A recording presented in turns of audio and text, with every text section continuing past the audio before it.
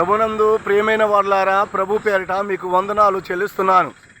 నిన్ను కాపాడువాడు కునుకడు నిద్రపోడు, ఇశ్రాయేలును కాపాడువాడు నిద్రపోడు. ఇదిగో నేను అరణ్యంలో గొదకు త్రావను కలిగజేయిస్తున్నాను, ఎడారులలో నీటి బుగ్గలను పుట్టించుచున్నాను. అడవి కుక్కలను అడవి జంతువులను నా వైపు తిరుగును, సమ్మతించును. నిజమే కదా మరి. భూమిని ఆకాశాన్ని కలిగజేసిన దేవుడు ఎంత గొప్పవాడు. సూర్యచంద్ర నక్షత్రములు, ఈ అడవులు చూడండి ఎంత దిట్టమైన అడవులు. ఈ అడవులు చూడండి ఎంత భయంకరమైన అడవులో, ఈ దిట్టమైన అరణ్యాల మధ్య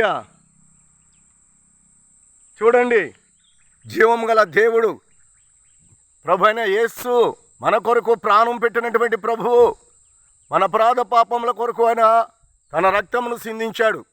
అరణ్యంలో కూడా కొంతమందిని రక్షించాలని దేవుని ఆత్మచేత ప్రేరేపింపబడిన వారమై ప్రియ సహోదరుడు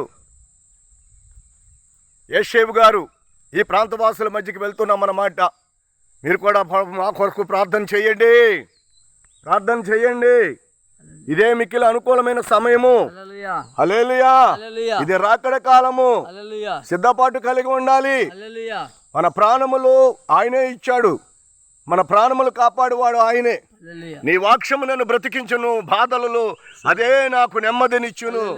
చూడండి హల్లెలూయా, చూడండి అడవి, చూడండి అడవి, భయంకరమైన అడవులు. హల్లెలూయా, హల్లెలూయా, ఆమేన్.